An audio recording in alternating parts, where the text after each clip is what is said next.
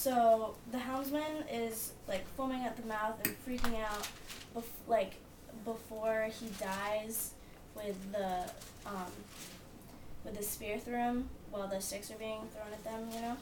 And then a little bit later on page 50 and above, the helmsman is said to have no restraint, just like Kurtz. Mm-hmm. So, I mean, I kind of saw that as an allusion to how Kurtz is gonna go like extra insane just before he dies because the helmsman is related to Kurtz in the text.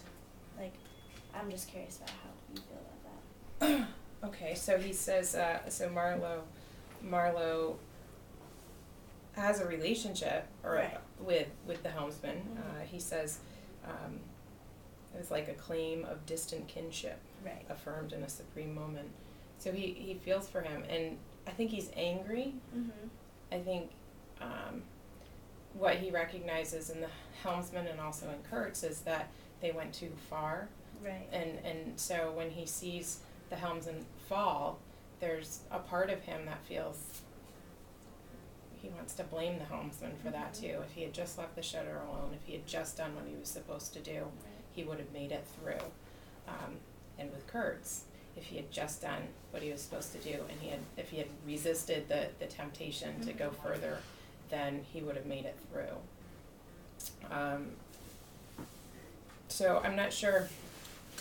Can you repeat the question? I was just because I felt like the helmsman was like hinted to be similar to Kurtz, just in that he like went insane before he died. Like somehow he foresaw that he was gonna die, I feel like, because when they were kind of getting attacked by the natives on the bank, he was just getting really upset and like freaking out, like stomping his feet and foaming at the mouth, and I saw like him lose control just before he died. Mm-hmm.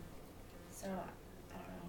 Really, I don't know. So the connection here, I think Marlowe reminds us throughout the novella that the Africans, the black Africans, and the white Europeans are kin. They are related, and it's human nature to lose control of oneself, and so I think that again reminds us of this kinship. And I don't think that Kurtz was crazy. And Marlowe didn't think he was crazy. He said he was perfectly clear, but he said his soul was mad. And I think that's different. I think he understood reality. Right. He was mentally clear, but it was something within his soul. He lost his grip with what should be done and what should not be done.